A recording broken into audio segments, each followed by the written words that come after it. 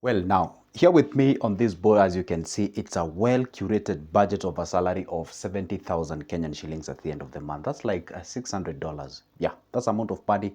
I regard that's quite a good amount of money if you get paid that at the end of the month. Anyway, guess what? We're going to go step by step and see exactly what are you supposed to do, what's supposed to go where. And by the way, guess what? This budget does not apply only for 70,000. You can use it to sort of buy the idea or get the idea and use it to that salary that you're getting. It can be way less than this, or it can be more than this. All what I'm selling in this idea is actually where you're supposed to budget for your cash for the purposes of development and achieving what we call the financial goal. And maybe if you're watching me for the first time, I am Joseph and I talk about money, I talk about investment, anything related to that. And guess what? I usually upload a video each and every day. And if you don't want to miss one of my good videos, this is how you do it, all right? Just on the right side of my number of subscribers, there is a small button written subscribe. It is in black. Hit that magical button and also make sure that you like this video, all right? And also comment down below. Tell me what you think. Let's get into business. Now, here we are. Oh, did you subscribe, by the way? Oh, thank you. Now, here we are. We have a budget of 70,000 Kenyan shillings that we need, or rather we have a salary of 70,000 Kenyan shillings that we need to budget. Allocate it appropriately so that at least we can salvage some cash for the purposes of the investments in future. And by the way, guess what? I'm going to consider two different people because people are not the same in terms of the responsibilities. I'm going to compare somebody who is married and has more responsibilities, meaning they have a family that they have to cater for. And on the other side, I'm going to consider somebody who is not married, that they have less responsibilities and what they're supposed to do in their lives as far as the cash is concerned, and get to see, hey, what do they stand to win? Now, here we are. Very first thing that you're supposed to do, well, immediately when you get the salary. By the way, I'm making this video on 28th of February. By the way, it's just a day before the month ends and you get to get your salary. Now, the point is this: immediately after you get your salary, I always advise you, you're supposed to save at least 20% of your salary. Today, I'm gonna dispel the discrepancies if you do not understand what I mean by 20%. Okay. You're supposed to save at least 20% of your salary, and you're supposed to do that immediately, even before talking about the rent, the water, utilities, and all those kind of things. The very first thing that you're supposed to do, if you have the family and you have more responsibilities, you must save at least 20% of your salary. So what is 20% of 70,000? Now, this is pure mathematics. If you had a problem with the mathematics in high school, now here we are. Now, 20% of 70,000, because 10% of 70,000 is obviously 7,000. So 20% of it is 14,000. So immediately after getting paid, these are the first thing that you're supposed to do. Get the 14,000, put it into a savings account, or should I call it investment account? Nowadays, we don't save money. We invest it directly. So take that 14,000, channel it towards a what? An investment account, and assume, program and sell this to your subconscious that I earn 70,000 minus 14,000, that's like, is it 54,000 or 54,000? All right, no, 56,000 rather. Now program your mind like you earn 56,000, and now learn how to live under the 56,000 Kenyan shillings. You get what I'm saying? Now here we go. This to do with basics. Obviously, I always advise you guys, never go above 30% of your salary to pay your rent. Never go above 30% to pay your rent. What does it mean? The 30% of 70,000 is 21,000. So if you realize that you're earning 70,000 at the end of the month and your rent is actually 21,000 or 20,000 or thereabout, you're not doing the right thing. You are actually at the corner. You are the point whereby, hey, guess what? If you dare add another 1,000 bob, you're on a financial crisis. And if you ask me, I would say let your salary or let your rent play around 20 to 22, 23, just around there, a healthy kind of a percentage in terms of whatever. That's why I've put aside like 15,000. 15,000 is like 21% on 22 or 23 thereabout. So get yourself 15,000 in terms of your rent. Now food goes the similar amount of money. I don't know whether you guys have realized this. That amount of money that we pay for our rent is kind of way slightly above that what we eat in terms of foods and what have you, or slightly lower, but the plays around there about. Another trick that I would like you to help to show you something here. If you pay a rent of 15,000, make sure that at the end of the month you save at least that amount of money that you're paying for your rent. Come on, I hope you get this point. That's why we always say you're supposed to save at least 20%. Now, listen here. If you pay 15,000 at the end of the month, for your rent. It does not make any sense now that you're saving like 7,000 or 8,000. Come on, seriously. If you can be able to go through thick and thin and pay somebody 15,000 and you're committed to that, then why don't you commit yourself towards saving at least that amount of money at the end of the month? You get what I'm saying? Now we got something called utilities. Well, utilities here, I know it's an open discussion where I know people can sort of debate this one. Oh, it's way way less. Oh, it's more. It's whatever. People always have excuses, all right? So the point is this: I set aside 3,000 Kenyan shillings for the purposes of utilities. Utilities here, I mean like water, electricity. That's what you pay. But again, depends on the type of the gadget that you have for the purposes of your running activities, or you're running your errands in your house and all those kind of things. Okay. Now that is what I see it appropriate and fit.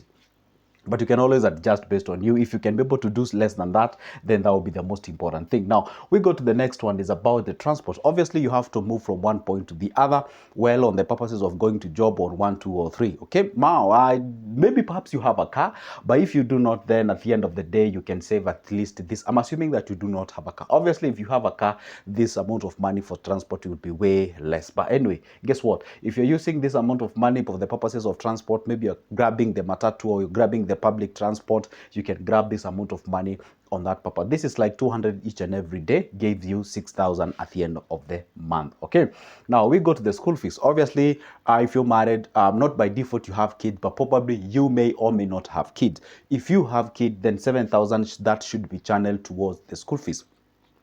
You see, school fees here we pay in terms of 3 months time. So if you save that today 7 months, 7,000, the other one 7,000, the other 7,000, so you have yourself a what? A 21,000. Again, this is another tricky. You should not pay above 30% of your salary towards the school fees of your kids. I know you love to give them the quality education. I understand, but should not go beyond 30%. I hope you understand that. Yeah, I know it's a very emotional thing. Oh, like I won't give my kids the best education. It is true, but at the same time, at the cost of what? I mean, like, sometimes it's good when you make logical decision rather than emotional decision. It is good if you have the capacity, you can give them utmost quality education, by the way. Okay, but if you know you aren't in that position, then give them a better education. You get what I'm saying? So you should not go beyond 30% to pay school fees for your kids, because that can actually be detrimental not only to you but also to them. Remember one thing, obviously we know education nowadays is a bit tricky. We know we get the education, sometimes you don't get the jobs and all those kind of things. For those who have been in universities and schools can understand what I'm talking about. So it is good to make sure that you balance all those two things. Okay, but now this is the point. If you do not have the kids who are in school, then how do you go about it? You can take that money and channel it towards the what? Channel towards this 14,000 that you have, or the for the purposes of savings. Now you can make it at 21. Okay. Now we go to the next thing that is called not so basics. Remember, the first category is actually the basics. The second category is actually not so basics. You see, these are the must have, the good to have, you have the nice to have, and what have you. This one, not so basics, is about the entertainment. Obviously, as a human being, you ought to entertain yourself and all those kind of things. Maybe you can do this once in a month, maybe once in 2 months, or something of sort. How about you set like 4,500 towards that specific thing? Okay. The other thing is about black tax. This is really in Africa. You ought to be out there and help them, support them in one way or the other. So if you can set aside like 4,000 about that, well and good. And about the issues of black tax, it's good to make sure that at least you have a budget for them. Hey, if you use 4,000 at the end of it's 4,000 for the month. If they exhaust that budget within a few days, then they have to wait for the next month. You really need to be strict on that. Okay. Now the last one is about debts to pay. If you have any debt, therefore, this can actually disturb the amount of money that you're saving here. If you realize that you have to commit a certain amount of money, then you go back to your budget. Maybe you can salvage it on the food, you can salvage it on the utilities, you can salvage that on the entertainment. It does not make any sense that you're entertaining yourself and you're saving at the same time you're having unhealthy debt. So you focus, you shelter, you cut off on the entertainment, you think about how much your savings, then you channel towards the debt. Because debt, sometimes if it's an unhealthy one, it can be the very big thing that can actually deter you from achieving your financial goal. You need to be very keen and cautious about that specific thing. Again, this budget adds up like 68,500 around there. So you have like 1,500 to salvage or something of sort. Now that's what you readjust based on what the actuality on the ground out there. Again, if maybe you're not paying that much in terms of the school fees, maybe you have budgeted quite a lot, then that can be channeled towards the debt payment, or maybe that can be channeled towards savings or something of sort. All right. Now, again, that is for somebody who is employed. Now, let's go to a bachelor or a spinster. Somebody who, you get yourself a salary of 70,000, you got no family. Yo, I'm telling you, that's a very nice and salary. Okay. Now, how exactly can you plan that? Okay. Now, but if you're unmarried, obviously, we go for the basics. You ought to live somewhere. Get yourself 8,500. You get yourself a very good studio. I mean, or bed seat or something of sort. You don't really have to. You have to live in a very posh, elegant, suburb or something of sort. Get yourself 8,500. And if you can be able to get even way less than this, go for that. That's a reality. Go for that. Go for less than that if you can. But if you can't, then no, go for that. Go for less than that. But anyway, it is what it is. Let's go for 8,500. Okay. I mean, after all, this is like 10% of your salary. It's quite healthy. Now, we got the next one about food. Just should play around that amount of money. But before we even do that, remember what we said. The very first thing you do, you don't sort of direct your money towards these specific areas before your savings. You're supposed to save immediately after getting your salary. If you're unmarried, then I would suggest that you save double of what the other person is saving, because you have less of the responsibilities on top of you. So you go save 40% of what you earn, which is 70,000. 40% of that is 28,000. You get what I'm saying? So now, after the 70,000, deduct the 28,000 and put it aside. You remain like 42,000. Now, reprogram your mind and tell yourself, hey, guess what? I earn 42,000. Now, live and learn to live within the means of 42,000. Bearing in mind that you've already channeled the 28,000 at the end of the day. Now, here we are. This is 16,500. Now we have 3,000 for the utilities. That might remain the same. Again, this figure might go way less, because obviously maybe you have kids here who are using electricity for the tellies and what have you, like all the time. You do not have, or something of sort. On the transport, again, it remains the same, whether you are an adult or a big adult or a small adult. The fact remains the transport remains the same. Well, then also basic things, we go to the entertainment. Obviously, as you can see, entertainment here is a little bit low compared to the entertainment here. Entertainment here, when you're unmarried, obviously, it's a little bit higher, and for the obvious reasons, okay? Some of the things ought to be done before you get married, so that by the time you get married, you've already entertained yourself, you're okay, you're good now, you're ready to settle, and all those kind of things.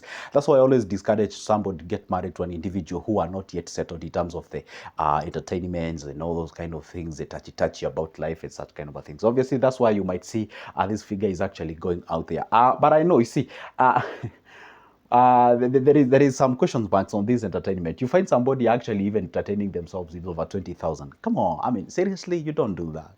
You don't do that. Then we go to the black tax. Obviously, here again, the black tax on this side is a little bit elevated compared to this side.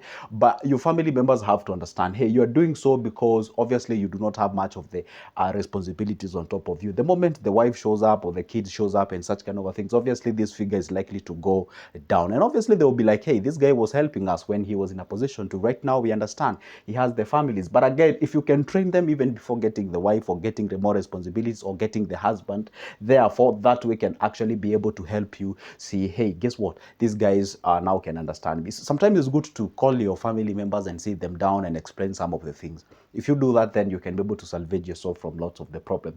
About the debt, well, I don't understand why you should be having debts at this particular time. But if you do, then for the purposes of investment, let's maybe you borrow for a purpose of starting a business. Maybe let's say you borrow for buying something. Then at that particular point, then you adjust yourself on top there to see how much you can channel towards that specific thing. I didn't want to commit a specific figure towards the debt because factors has to consider, like how much do you need to pay back, or maybe that debt that you've taken maybe is generating some cash flow where it's paying itself. So that issue of debt, it's actually adjustable based on what you are working for. Again, if you'd like to get my services, are tailored or customized services on the debts and what have you, you can always pick that number of mine from the description of this specific video. Shoot me a call, then we can have the conversation for just a cup of coffee's price. Now we go to the next one. Now about the next one is about somebody who is working outside the country. Again, I advise them to save at least 40%.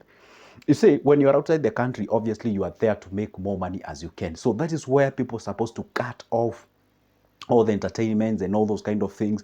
If you're there for on a contractual basis of 2 years, save as much as you can and be able to come back home with a good amount of money that you can be able to put them on go, meaning investments or a business, and you can be able to go ahead and be able to sustain your life. Now, anyway, guess what, guys? That is just but a what do you call, a presentation of how a salary, 70,000 salary should look like in terms of the budgeting, where you're supposed to channel it so that at least you can grow and expand yourself. This is exactly how we do the thing. And again, I said all the formula that is applied here, you can use it to tailor-made and come up with the thing that works for you. Now, guess what? That marks the end of my video, but don't forget, like the video and also comment down below. Tell me how you actually budget your thing. If there's something that I've left behind, come on, don't crucify me or roast me on the comment section. We are here to share. This is our home. We are here to talk about money and finances and everything related to that. For now, it's a goodbye and see you in the next one.